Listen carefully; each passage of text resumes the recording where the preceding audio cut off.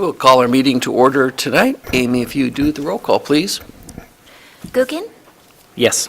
Miller, English, Here. Evans, here, Ettinger, Here. McEvers. Here. So all please rise. We have Chris Lowry from the Anthem Friends Church here tonight. You guys bow your heads and pray with me. Heavenly Father, we come to you today and we ask for your guidance and your wisdom and your support as we begin this meeting. Help us to engage in meaningful discussion, allow us to grow closer as a group and nurture the bonds of community. God, I pray that you fill us with your grace as we make these decisions that might affect our city, and continue to remind us, God, that all we do here today and all that we accomplish is for the pursuit of truth, for the greater glory of you, and for the service of our humanity. God, we ask these things in your name. Amen. Amen. Would lead us in the pledge, please. I pledge allegiance to the flag of the United States of America and to the republic for which it stands, one nation, under God, indivisible, with liberty and justice for all.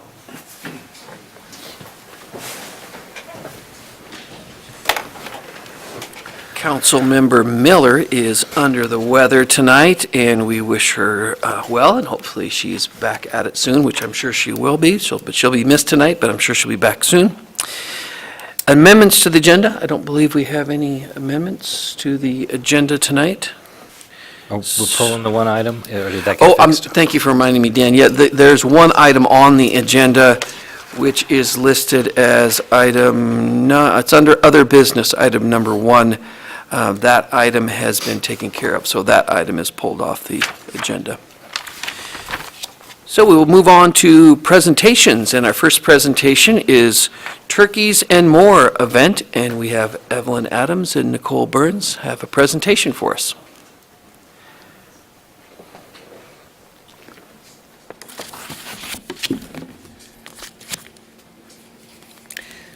Thank you very much, Mayor and Council and everyone. We're pleased to be here tonight. Peter Luther, who's one of our committee members of Turkeys and More, somehow arranged this, and I've told the committee I'll speak to anyone, anytime, anywhere, and you guys got elected tonight. So thank you very much. We've been working for a long time, a small committee, to raise money to help the food bank help people in our community have a nice Thanksgiving dinner. You know, there are a lot of hungry people in Kootenai County. Over 1,000 people every month or every week go into the food bank to get food. And these are people that, for one reason or another, just are having hard times. Maybe they're single parents. Maybe they're elderly on fixed incomes. Maybe they're sick or even homeless. But a big variety of people use our wonderful local food bank, and we want to make sure that when Thanksgiving comes, that they are remembered in a kindly way. And the way we want to remember people at Thanksgiving is to provide turkeys and Thanksgiving food. A few years ago, a really nice gentleman named Jim Myers went out to the food bank to volunteer, and he was asked what his job was, and they said, well, would you please go tell the people we don't have any turkeys? Well, that wasn't a very fun job. And he started his own nonprofit called Turkeys for All. He did that for several years. I helped the last time he had a fundraising event, which was 2 years ago. When I saw an article in the paper that Jim was moving away and dissolving his nonprofit, I went out and met Nicole, and I said, has anybody else stepped up to raise money for Thanksgiving? And she said, no. And I says, oh. And once in a while, you just feel that you're supposed to do something. And believe me, it's been a long process so far. We've been doing quite good. We have some sponsors. We are very excited about our main fundraising event, which is this benefit concert coming up in just about a week, a little over a week and a half, on September 29th at the Kroc Center. We're going to have a showcase of talent And our director is Mike Boland, one of the fabulous Shadows. He's volunteering to do this so that we can put on a wonderful show, so that we can raise more money than we have so far from our sponsors. We've gotten several bids for turkeys this year. $1.19 is the lowest price.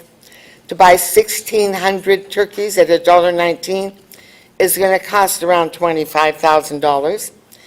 So far, we've raised almost $23,000, but we have a little bit more to go. And I want to tell you that people in our community have been very generous, and we really, really appreciate it, because this isn't something that one or even a few people can do. It takes the community to show our people that this is a city with a heart, that we care about those that are less fortunate, and that we can help them. Holidays are a stressful time for almost all of us, but they're really stressful for people who are in poverty that are deciding whether to buy food or medicine, and to buy turkey and all the fixings is sometimes pretty tough. So what we want you to do is let people know we've got this fundraising event coming up. And it's going to be fun. It starts at the Croc at 7 o'clock. You can call the Croc on the phone and get tickets ordered, or you can go online. If you go to their home site, you have to click on calendar, and then it's a little bit challenging, but if you go down the right-hand side of the page, finally you will see the date, September 29th, and there's a description about our Showcase of Talent. If you click on that, immediately you'll find out what seats are available, and I'm sure there'll be some for all of you and any of your family and friends that want to go. So what we want to do is just ask for a little more help. We're almost there. We didn't want to wait until November to try to raise money for turkeys. We have to purchase the turkeys right away. And so that's one reason I've been working months on this, but it's to the point where we're going to need a little more help. And that's why Peter Luther, one of our committee members, made arrangements for me to be here tonight. In the meantime, I'm going to let Nicole say a few words, and just want to thank you very much for your interest. You all got one of our general information sheets, and I'll leave a few more on the table going out so that anyone else can find one. I don't know if you have any questions. I don't have any questions, but if I may just say thank you for all your hard work and what you're doing to support the community. Thank you so much. You're welcome. And I would also say for the people who weren't fortunate enough to live here from the 1960s on and didn't get to hear the fabulous Shadows either at the time or since then, you really need to come out. Mike Boland is terrific. He worked with me at Anchor House, and I can't think of a more fitting thing for some of the, we've got a lot of candidates this year who are running for office, and they didn't even have to have a campaign. So what a fitting thing they could do, turkeys and more. That sounds like a great way We want to have a big gobble, for yeah, sure. so challenge all of us. I just want to say on behalf of Community Action Partnership Food Bank, thanks to Evelyn and her wonderful committee, and to all of the sponsors and performers and volunteers. And honestly, just say that, Community Action Partnership is really just a vehicle in which to funnel this generous community's givings to the people that need it. And I feel very blessed to be there. All of us that work there feel very blessed to do that. It's hard work, but we're all there because we want to help our fellow human beings. But we honestly could not do any of what we do without the community. The most generous community I've ever had the privilege of living in, and I'm amazed daily by the generosity of the churches and schools and businesses and people in our community that want to help their fellow man. So I think just above all, that's what I really want to say. Thank you all so much for letting us come and speak with you in front of you tonight. We appreciate it. And I have one actual serious question. I know that a lot of individual communities have a food bank. This mentions Kootenai County. So is this going to go for just Coeur d'Alene residents or all over the county? We have clients at our food bank that are from all over Kootenai County, and this Thanksgiving dinner will be provided to those who are registered food bank clients. Great. And we do partner with other food banks. We partner with Post Falls Food Bank, and we all sort of try to work together to make sure that we help as many people as we possibly can. Well, thank you very much, and thank you for your volunteerism, and thanks to Peter Lutrop as well. Thank you Yes. so much. Thank you very much.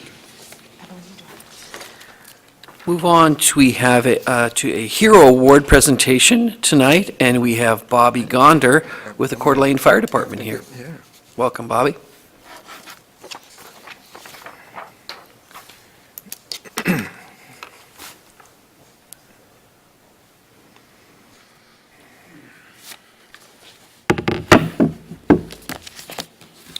Honorable Mayor and Council, the definition of a hero is a person admired and recognized for their courage, bravery, outstanding achievements, and notable qualities.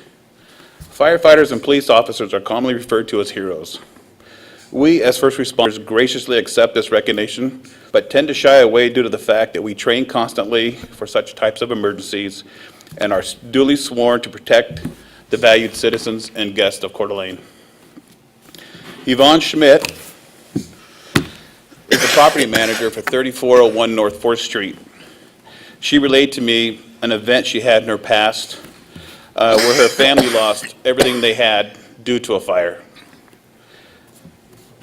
Because of her firsthand experience,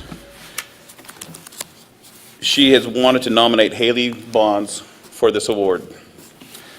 On October 22nd, 2017, the Coeur d'Alene Fire Department was dispatched to a Delta structure fire at 3401 North 4th Street, unit number A. Fire department units arrived on scene of an oven fire with flames showing and smoke throughout the structure. The 911 caller, Haley Bonds,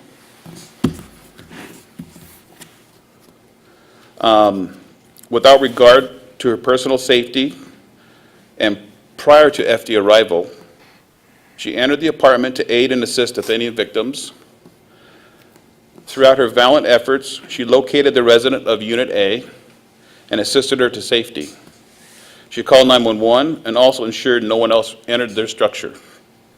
Through her actions, the Coeur d'Alene Fire Department presents the certification of recognition for her heroic bravery. The Coeur d'Alene Fire Department and its officers and administration appreciate of your dedicated efforts.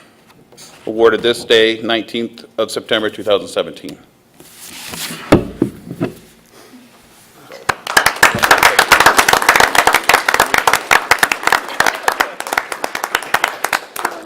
Thank you so much. I'm very honored. Thank you very, very much, and thank you for that great work that you did and being a hero. We all need to have heroes. So thank you very much. Thank you. Thank you.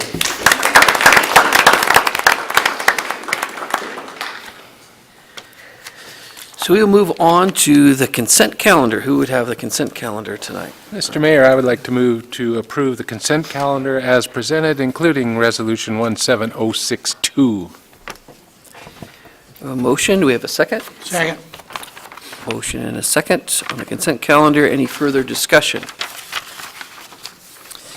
Seeing no discussion, a roll call, please. Amy?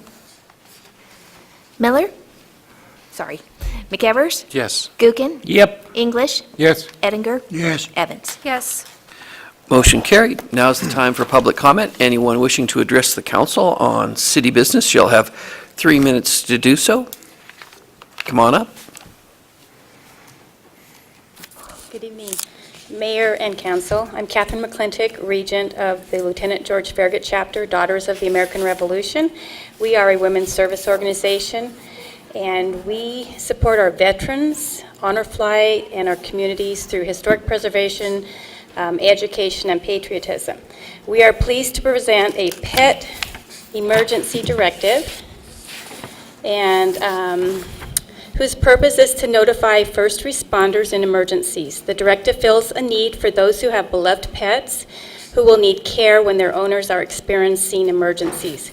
We consulted with the Coeur d'Alene Fire Department to determine need and adopted their suggestions in the current form. Although we will be distributing the form throughout the community, we hope the city will make the form available on their website as well as sharing it with other agencies. Thank you. Do you have any questions? I don't. If you wouldn't mind dropping that form off I sure will. with, you can just drop it off with Mike there, and we'll get it to the proper spot. Okay, thank you. Okay, thank you. Anyone else wishing to come give public comment tonight? If not, we'll move on to announcements. Any member of the council have an announcement tonight? No announcements tonight. Moving on to Public Works. The item on the agenda is accept the proposal of FCS Group for the 2018 water rate study and authorize staff to negotiate a service contract. Mr. Terry Pickle. Good evening, Mayor and Council. Thank you for allowing me to come before you tonight. We went out, typically, to start with, we do a rate study every 5 years as recommended by Drinking Water Rule and AWWA standards. So we're at the beginning of our 5-year cycle in 2018. So we've put into the budget to go ahead and do a water rate study. And we put out an RFP in late July, and we had 9 firms that showed interest. But we only received 1 submittal back from FCS Group out of Redmond, Washington. We had interest from Alaska to North Carolina. So surprised, I was very surprised we only got 1. FCS Group was the one that did the water rate study in 2012, along with the Water Comprehensive Plan update, so I'm very comfortable with them doing it. They've worked in our area quite a bit. They are nationally known. Angie Sanchez is one of the top individuals in her field, and so we feel very comfortable with moving forward with FCS Group. Water rate studies will look at not only the O&M, but also capital fees for the public water system. Just to let you know, as of August 3rd, we pumped 41 million gallons in one day.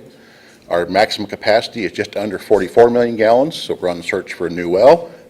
If things keep going the way they're going, we're going to be out of our capacity here shortly. So we're starting discussions on that. We have a site proposed over on Hutter. We're looking for a couple other sites as well to do test wells.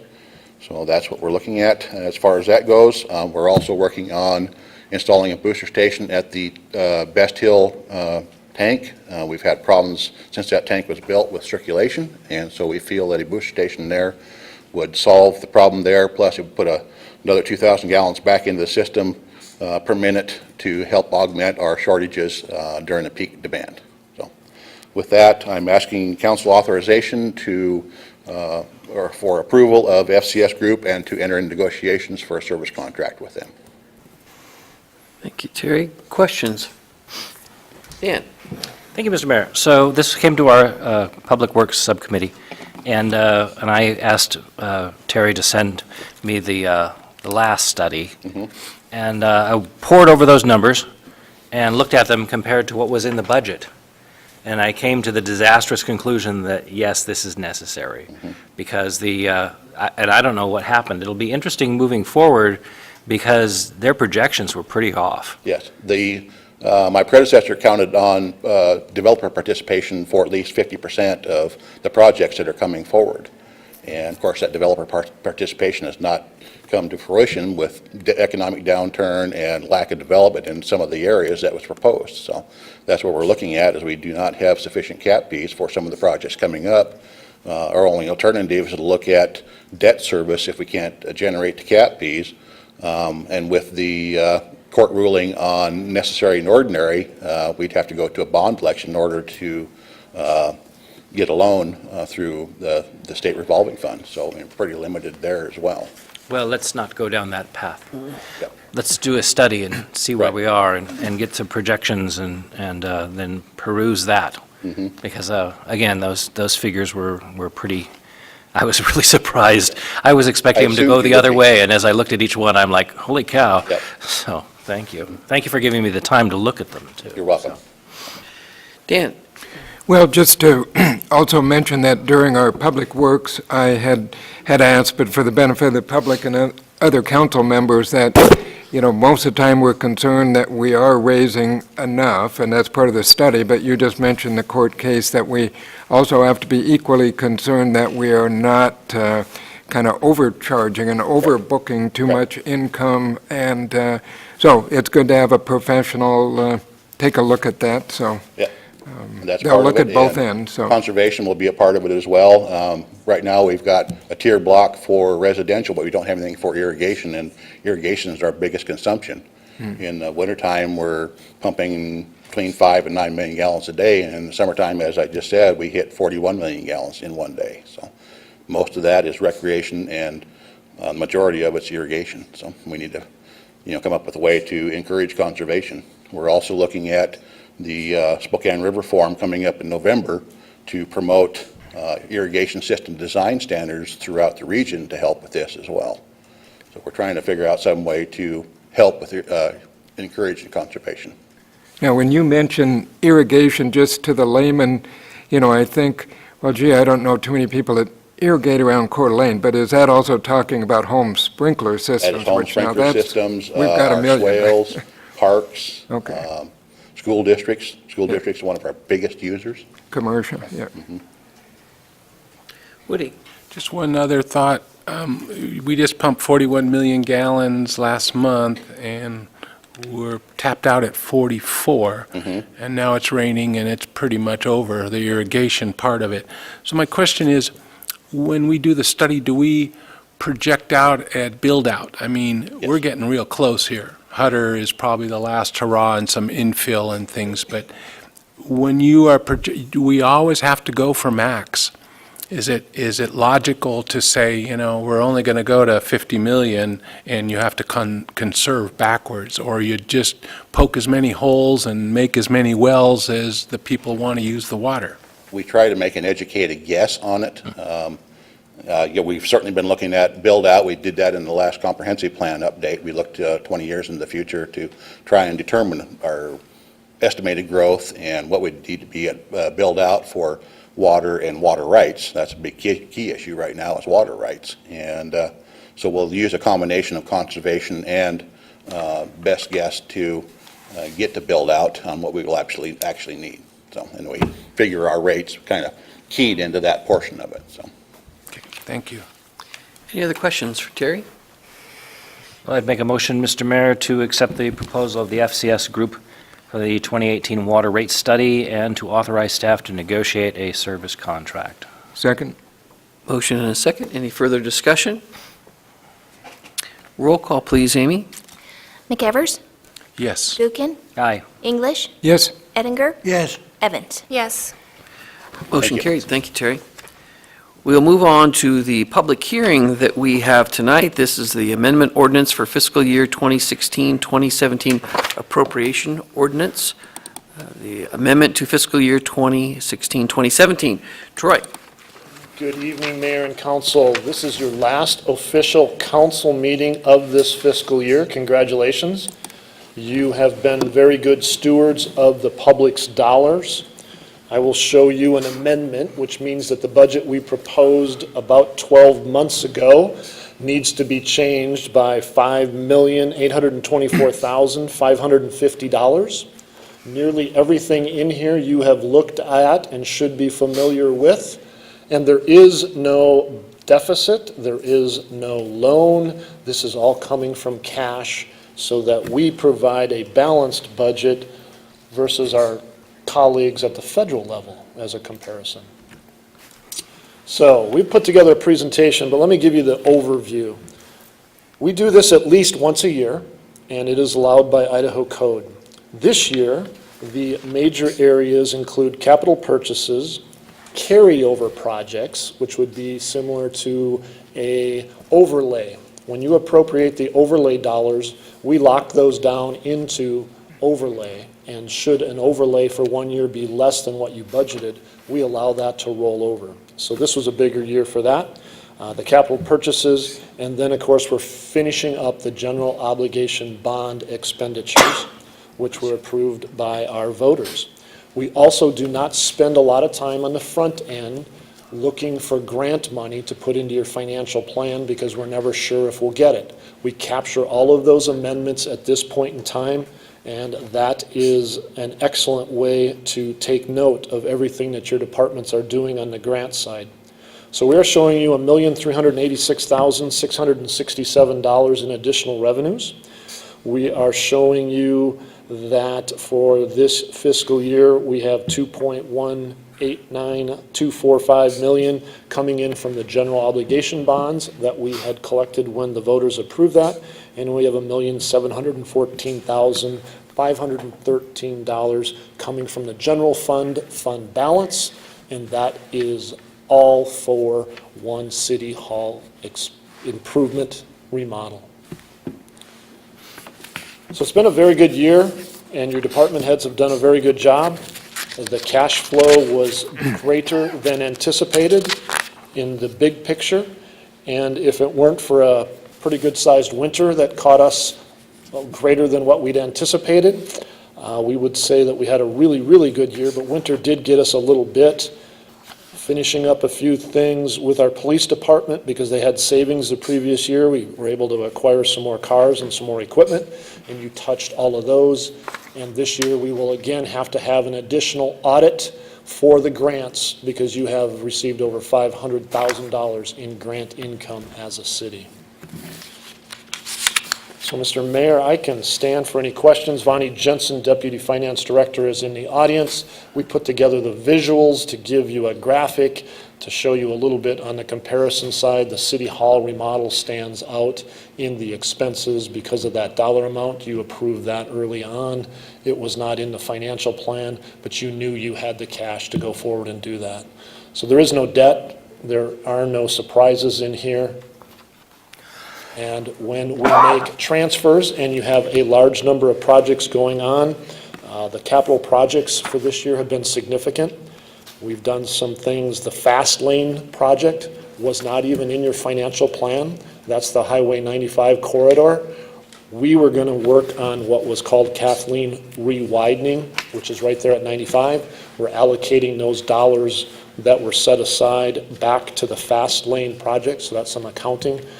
But that's quite a movement from a year ago not knowing about it to the fact that it's on our radar and coming forward quickly shows what having cash available means to be able to acquire those grants and dovetail with those major projects. We're hoping right now, as you know, that the project takes care of widening Kathleen. So that's where that money was. It's not moved, it's just reallocated based on the name of that particular project.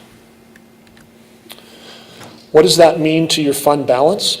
Based on City Hall remodel, the fund balance will move down. We anticipated that.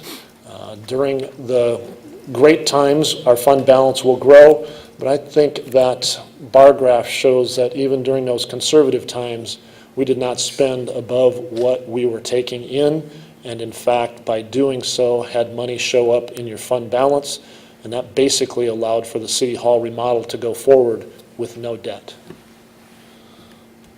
Again, looking at it on a percentage basis, it will come down, obviously, based on that remodel, but you're still in the healthy range, above 15, about 17, 18% we're forecasting your fund balance to be.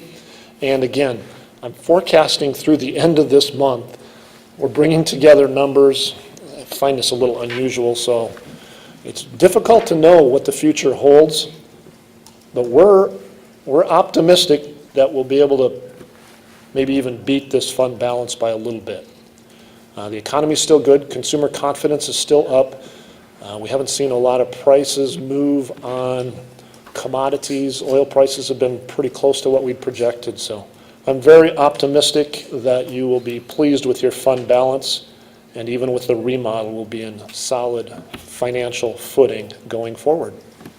I would stand for any questions you might have. Thank you, Troy. Questions for Troy? Woody? Troy, I thought I saw an email or something in regards to percentage of fund balance, and you made an interesting comment that a bigger city would have a bigger budget, so the percentage could be smaller and yet still more money. Is that, Yeah, it's the math equation on some of the larger cities that you would compare to. We're having, if you had a $1 million personal financial plan and you're collecting 10% and mine's only 100,000, my 10% isn't going to go near as far as that individual that has that $1 million. So looking at a Boise, for instance, on what their policy is for their fund balance, they have a much bigger budget than we do. So I was attempting to boil it back into how many weeks could we go without having any cash flow and look at it that way. So I would propose closer to that 12% as a minimum.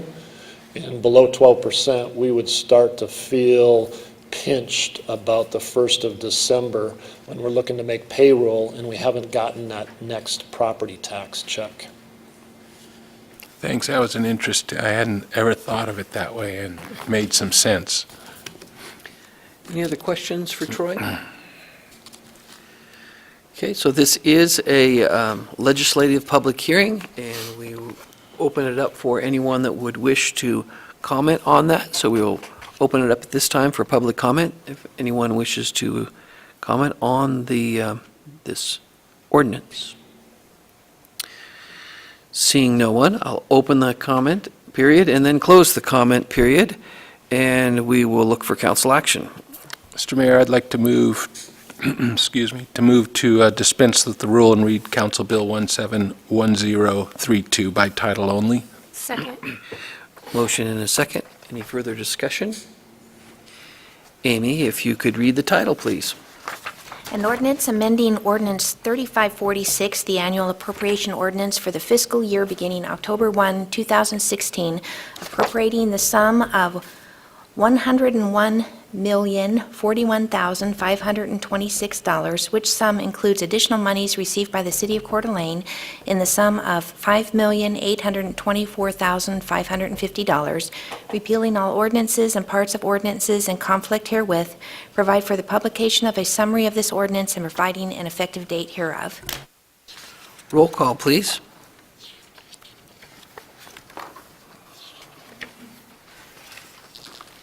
Eddinger? Yes. Evans? Yes. McEvers? Yes. Gookin? Yep. English? Yes. Move to adopt Council Bill 17-1032. Second. Motion and a second. Any further discussion? Roll call again, please, Amy. Eddinger? Yes. Evans? Yes. McEvers? Yes. Gookin? Yep. English? Yes. Motion carried. Thank you, Troy and Bonnie, for all your work on that. Now, the next piece of business. Move that there be no other business. This meeting could be adjourned. Second. Motion and a second. You guys are It was quick. everyone seconded that. All those in favor? Aye. Motion carried. We are adjourned. Press.